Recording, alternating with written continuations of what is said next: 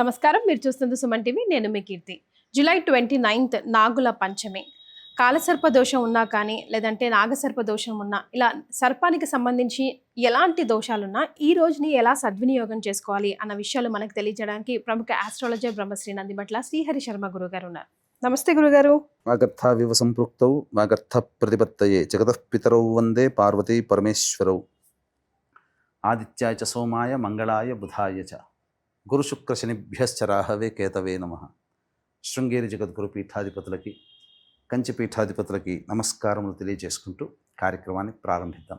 గురుగారు, నాగదోషాలు, కాలసర్ప దోషాలు అంటూ ఉంటారు కదా. అలాగే సంతానం లేక, సంతానం ఉన్నా సరిగ్గా లేక, పెళ్ళిళ్ళు కాకపోయినా ఇలాంటి వాళ్ళంతా ఈ రోజుని ఎలా సద్వినియోగం చేసుకుంటే బాగుంటుందంటారు గురుగారు? నాగుల పంచమి అనేటువంటిది మనం విశేషంగా జరుపుకునేటువంటి ఆరాధన. శ్రావణ మాసంలో ముఖ్యంగా జరుపుకుంటాం కదా. మీకు ఒక చిన్న రహస్యం తెలియజేస్తాను. పూర్వకాలంలో నాగదేవత ఆరాధన చాలా విశేషంగా చేసేవాళ్ళు. ప్రత్యక్ష దైవం అంటూ ఉంటాం కదా గురుగారు.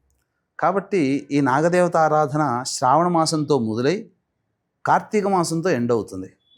ఎలా చెప్పమంటారా? శ్రావణ మాసం పంచమి తిథి రోజున నాగుల పంచమి అని అంటారు. కార్తీక మాసం చవితి రోజున నాగుల చవితి అంటారు. అంటే పంచమి నుంచి మొదలై 90 రోజుల పాటు నిర్విరామంగా జరుగుతున్నటువంటి ఆరాధన కార్యక్రమం.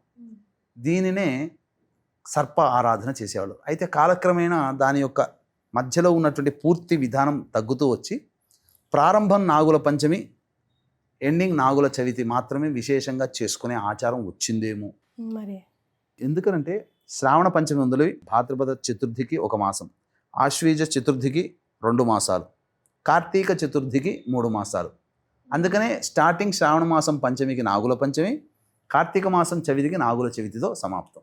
మరి కాబట్టి ఎవరెవరు ఎటువంటి వాళ్ళు చేసుకోవాలంటే ముఖ్యంగా సంతానం కలగకుండా ఇబ్బంది పడుతున్నటువంటి వాళ్ళు, తరువాత కాలసర్పదోషంలో జన్మించినటువంటి వాళ్ళు, సర్పనక్షత్రాలైనటువంటి అశ్విని, మఖ, మూల, స్వాతి, శతభిషం, ఆరుద్ర మరియు విశేషంగా ఆశ్లేష ఈ నక్షత్రాల్లో జన్మించినటువంటి వాళ్ళు, ముఖ్యంగా అనేక సమస్యలతో బాధపడుతున్నటువంటి వాళ్ళకి, ఆ సమస్య జటిలమైన సమస్య పరిష్కారం కావాలనుకునేటువంటి వాళ్ళకి ఈ నాగుల పంచమి రోజున చేసుకునేటువంటి ఆరాధన, ముఖ్యంగా పురుషుల్లో అంటే ఈ రోజున సంతానం లేమితో చాలా బాధపడుతున్నారు. డాక్టర్ల దగ్గరికి చూపించుకుంటే కౌంట్ తక్కువగా ఉందండి, లేదా డెడ్ సెల్స్ ఎక్కువగా ఉన్నాయండి, కాబట్టి మీరు మందులు వాడండి అని చెప్తుంటారు కదా. అటువంటి వాళ్ళని జాతకరీత్యా పూర్వకాలంలో ఈ ట్రీట్మెంట్ లేదుగా. మరి ఈ దేవతారాధనే సరిచేసేది. తద్వారా మేము నాగదేవతని ఆరాధన చేసినందుకు సంతానం పుట్టిన వాళ్ళు ఎంతమంది లేరు? సుబ్బారాయుడు, సుబ్బమ్మ, సుబ్బలక్ష్మి, సుబ్బయ్య, సుబ్బారావు ఇలా పేర్లు పెట్టుకున్న వాళ్ళు లేరా? వీళ్ళందరూ ఎందుకు పెట్టుకున్నారు? నాగా అనే పేరుతో పెట్టుకున్నారు. కాబట్టి వీళ్ళందరూ ఏంటంటే నాగదేవత ఆరాధన చేసినందువల్ల సంతానం అంటే క్లియర్గా తెలిసిపోతుంది. నాగదేవత ఆరాధన చేస్తే సంతానం తప్పకుండా కలుగుతుంది. కేవలం సంతానమే కాదమ్మా, చెడిపోతున్నటువంటి పెడత్రోవ పట్టేటువంటి సంతానాన్ని కూడా మంచి మార్గంలో పయనింపచేసే గొప్ప వ్రతము ఈ నాగుల పంచమి వ్రతం. కాబట్టి పొద్దున్నే లేచి కాలకృత్యాదులన్నీ తీర్చుకొని చాలామంది ఈ పాము పుట్టల దగ్గరికి వెళ్ళి పసుపు కుంకుమ కిలోలు జల్లేసేసి గుడ్లు పెట్టేసేసి గుడ్లు పగలగొట్టి అని అన్నీ చేస్తున్నారు. అవన్నీ ఆవు పాలు వేయవచ్చు, తప్పులేదు. అది కూడా ఎంత 2-3 చెంచాలు అంతవరకే. కానీ సర్ప విగ్రహానికి అభిషేకం చేసుకోవాలి. చక్కగా వేప చెట్టు, రావి చెట్టు కలిసి ఉన్నటువంటి కింద ఉన్నటువంటి నాగుల జంట సర్ప దేవతా విగ్రహానికి కానీ లేదా సుబ్రహ్మణ్య స్వామికి కానీ వెళ్ళి ఆ రోజున ఆవు పాలు, ఆవు నెయ్యి, తేనె ఈ 3టితో అభిషేకం జరిపించి చలివిడి నైవేద్యంగా పెట్టి రావాలి. ఇలా ప్రతి మంగళవారం కనుక చేస్తూ ఉంటే సర్పదేవతానుగ్రహం కలుగుతుంది. తద్వారా సంకల్పం నెరవేరుతుంది. విశేషంగా ఈసారి మంగళవారము, నాగుల పంచమి 2 ఒకే రోజు అయ్యాయి. మంగళవారం వస్తుందా?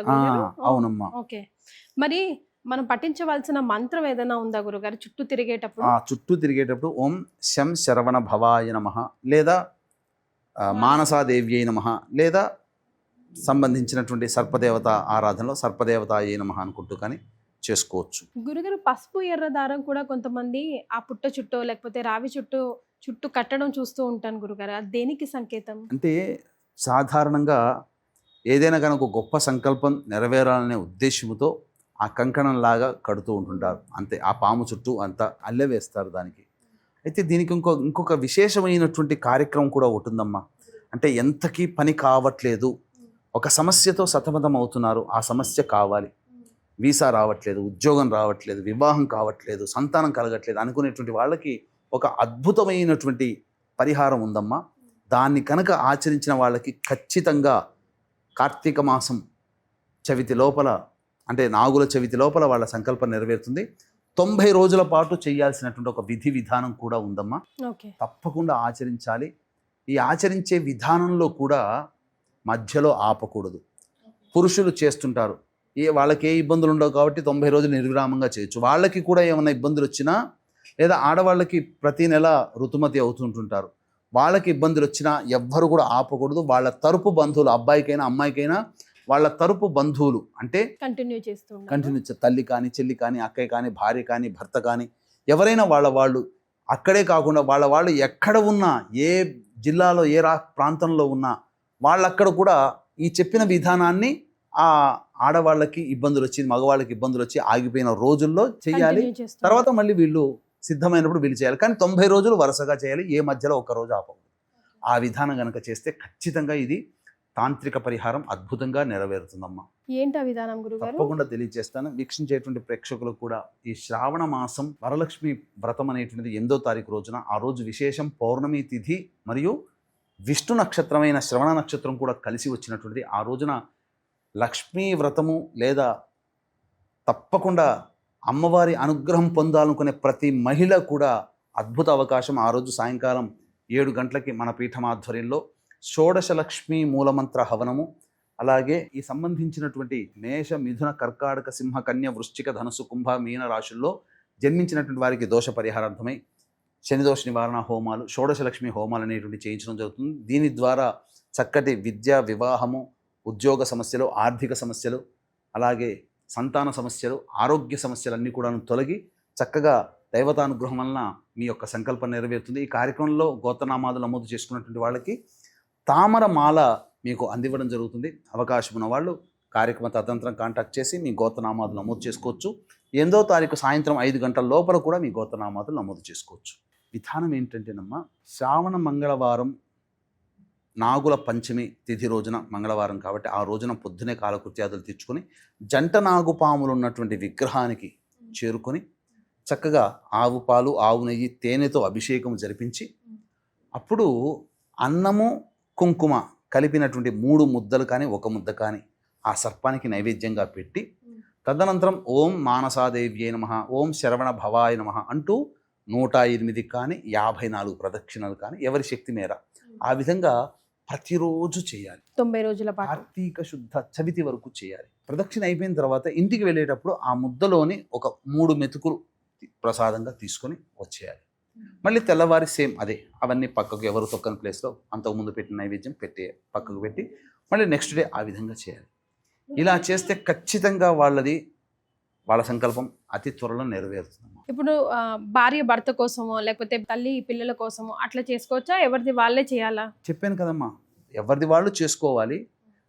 వాళ్ళు చేయలేని పక్షంలో మిగతా వాళ్ళ తరఫున వీళ్ళు చేయొచ్చు. కానీ ఇబ్బంది వచ్చినప్పుడు అది నాకు ఇబ్బంది వచ్చింది ఆపకూడదని చెప్పి స్నేహితుల ద్వారానైనా కానీ ఈ విధానాన్ని దీన్ని కంటిన్యూ చేయాలి. ఎక్కడైనా కంటిన్యూ చేయాలి. ఆ ప్రసాదం మరి వాళ్ళే పుచ్చుకున్నా సరిపోతుందమ్మా. చాలా సంతోషం గురుగారు, ధన్యవాదాలు. సర్వం శ్రీ ఉమామహేశ్వర పరబ్రహ్మార్పణమస్తు.